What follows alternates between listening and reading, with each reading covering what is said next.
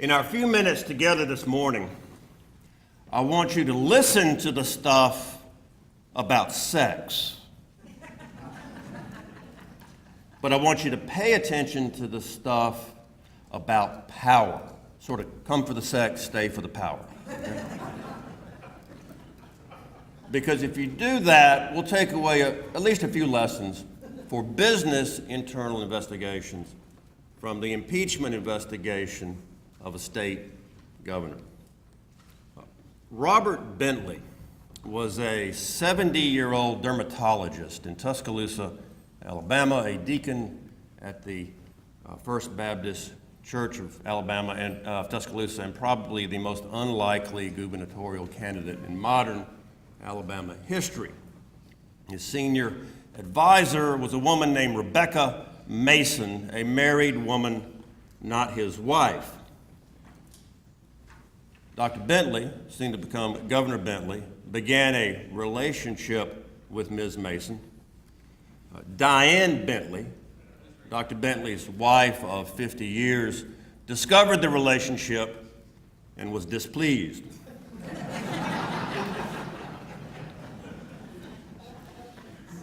Ms. Bentley's chief of staff was a young woman named Heather Hanna. For those of you who are NFL fans, Heather Hanna is the niece of longtime All-Pro lineman John Hanna. Ms. Hanna showed Mrs. Bentley how to make recordings using her iPhone.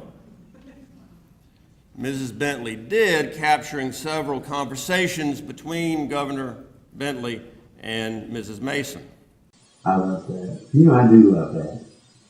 When I stand behind you and I put my arms around you and I put my hands on your breast and I put my hands on you and pull you in real close.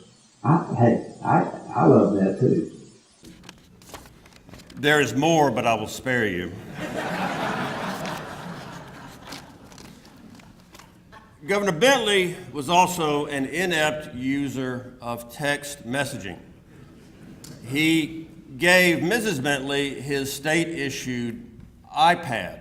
Unfortunately, Governor Bentley did not realize that his iPhone was synced to the iPad, such that every text he sent to Mrs. Mason simultaneously and instantaneously went to Mrs. Bentley.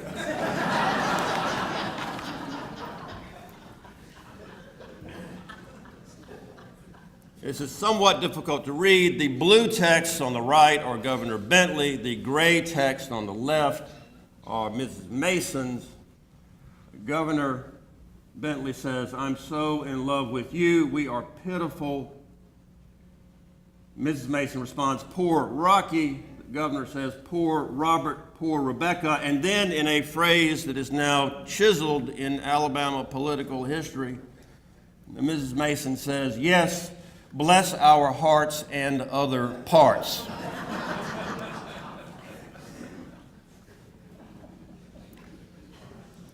Governor Bentley, though, became aware of the existence of these tape recordings, and it is fair to say became somewhat obsessed with them, both with finding them and containing the personal and political damage they posed.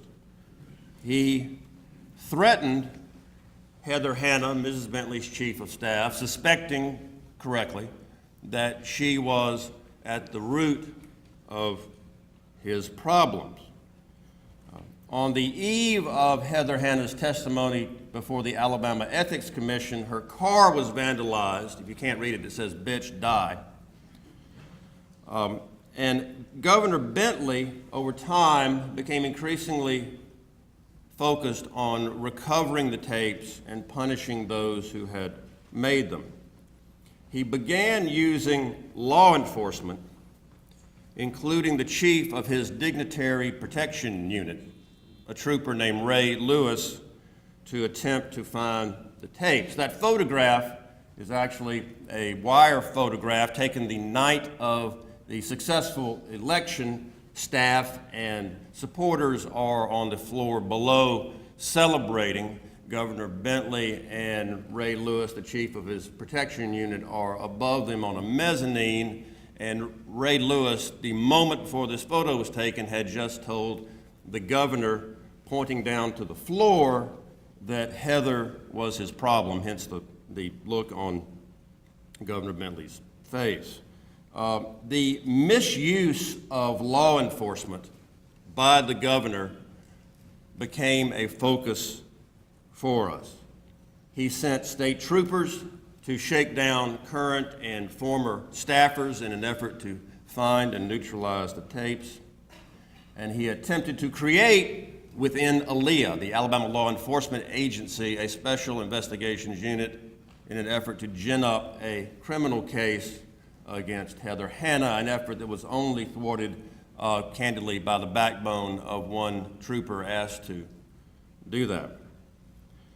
Now, articles of impeachment were ultimately passed by the Alabama House of Representatives. The state system is the same as the federal system. The House impeaches, that is, charges the chief executive, and then if he or she is impeached, there would then be a trial in the Senate, just like in the federal system, where the senators are sworn as jurors, and the Chief Justice of the Alabama Supreme Court presides as judge, although unhappily, well, we don't actually have one because he's been suspended.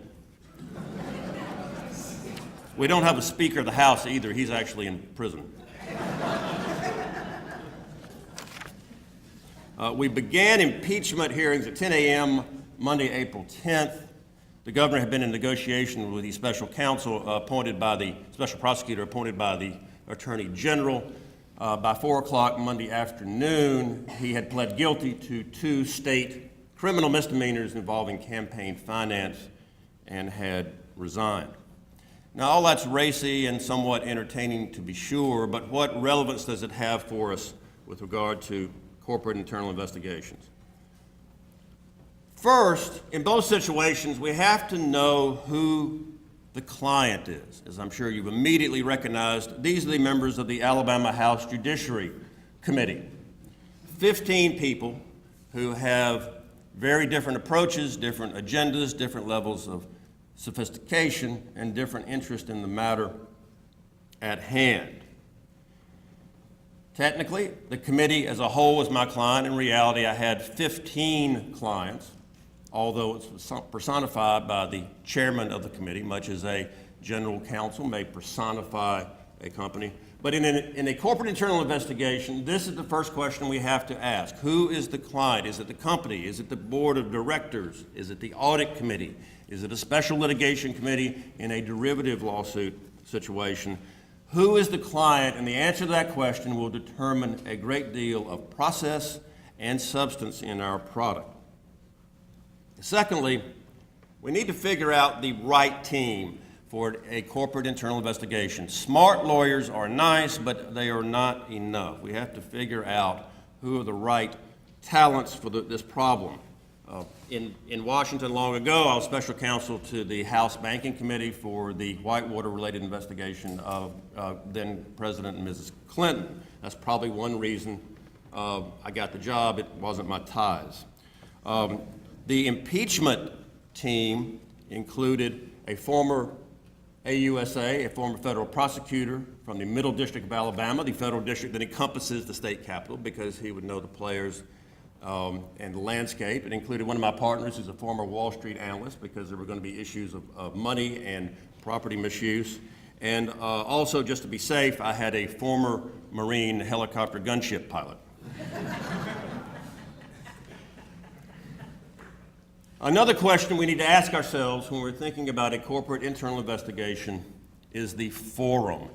Many internal investigations, as the name implies, are internal and they remain internal. But a lot of times they don't. In the impeachment investigation, we basically had 3 forums to work in. 1, committee meetings and committee hearings. 2, litigation. We did not litigate, but the governor's lawyers did in an attempt to prevent the legislature from holding impeachment hearings and me from releasing a report. They actually found a state court judge late on Friday afternoon to enjoin the House. They couldn't enjoin me because while the oral argument was going on, I went ahead and released the report digitally. And we had to litigate in the state Supreme Court all weekend and to get that stay removed. And then third, we were in the public forum because it was a very public investigation. Similarly, in a business corporate investigation, we need to consider what are the other fora that we might need to confront with our product. For example, is there a grand jury investigation going on? Is there parallel civil lawsuits? Is there a derivative action? Are there other shareholders and stakeholders that are going to have a say in this? That is going to have a huge effect on the final form of our product. And we need to think about that at the beginning, not at the end. This is something that I had never known before. Narrative. In an internal investigation, just as in our impeachment investigation, understanding and getting a hold of our own narrative is critical. In a big corporate internal investigation, there may be a public narrative as well as the internal in-house narrative that we need to think through. In the impeachment investigation, two things were critical. First, the integrity of our work had to be unquestioned. And the second, our narrative, just like in a trial, had to be very simple and very understandable. So the problem was, how do we do this? How do we get this accomplished while we're also conducting the investigation? So we created a web page. It's called, with great creativity, bentleyinvestigation.com. Look, a third of you are playing with your phones anyway and not listening to me, so go ahead and go there. It's still up, and it's well done. I cannot overstate the impact of this web page. This web page is probably the main reason why Governor Bentley is not governor today. It went live on the Friday afternoon before the Monday impeachment hearing. In 30 hours, we had 16,000 document downloads, not visits. We had about 50, 60,000 visits, but 16,000 document downloads. And it worked for two reasons. One, if you go to the site, there is no editorializing. There is almost no spin. It is source documents, it is schedules, it is calendars, it is resolutions, it's our final report, it's transcripts. So it allows the reader to draw his or her own conclusions. Secondly, it's source documents. And as we know, many of our friends in the media, if you can do their work for them, they appreciate it. They love having one place where there are source documents where it's not us telling them what it means, but they can come to that conclusion themselves. In an internal investigation, we also need to know our limitations. A huge fight we had in the impeachment investigation was the extent of our subpoena authority, whether I could force people to appear for sworn testimony or not. For the same kinds of reasons, it's very important for everybody in this room, if you're doing an internal investigation, to remind the business client that we are not magicians. There are limitations on what we can do. A corporate internal investigator, for example, does not have a grand jury, which is the most powerful tool for investigation yet created. There will always be some unknowns, and the client needs to be prepared for that. The only real argument the governor's lawyers had was due process, and they pounded that a lot. Basically, they said this isn't fair. They wanted the full cohort of due process protections we might see in a trial. Our position, which we believe justified, was that this is more akin to a grand jury investigation in which, of course, the target, the subject, does not have any real say, and should the governor be impeached and it go to trial in the Senate, then, of course, all those other protections would kick in. We were legally correct, but the due process argument had a little bit of gut appeal. And that got me thinking about internal investigations in a business and the necessity for upjohn warnings. Just to remind everybody, the upjohn warning is when you go in to interview an employee and you say, look, I represent the company, I don't represent you, the company holds the privilege, et cetera, et cetera. Upjohn warnings are essentially about fairness. Most of us, most of our clients do not want to be affirmatively unfair to a company employee. Of course, if we represent the company's interest comes first. But most of us do not want to be unfair affirmatively with that employee, and perhaps just as importantly, or if you don't care about fairness, giving upjohn warnings protects the business client, and it protects us as those who help and represent them by not ultimately running the risk of being conflicted out should that employee decide that you or your outside lawyer was his or her personal lawyer.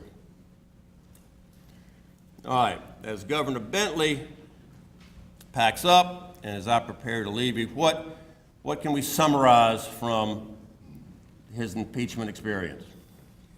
First, make sure that texts to your mistress, in fact, go to your mistress, and texts to your wife, in fact, go to your wife. Secondly, and more importantly, pay attention to the blocking and tackling of corporate internal investigations. Know who the client is. Get the right team in place and take time on the front end to set that up. Upjohn your witnesses. Get ahead of the narrative and figure out what are the arenas in which you're going to be working. If you do all that, you'll be okay. Thank you.